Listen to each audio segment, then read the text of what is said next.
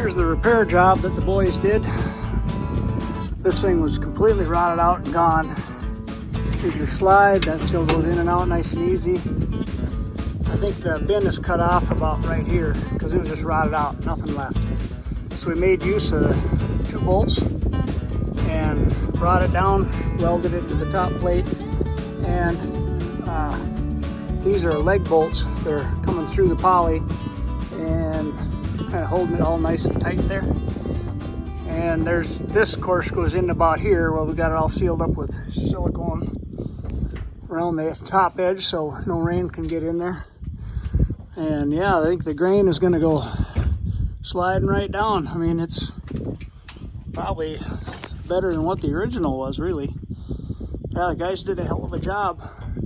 Got that plate all painted up and everything, so yeah, I'm excited to try it out.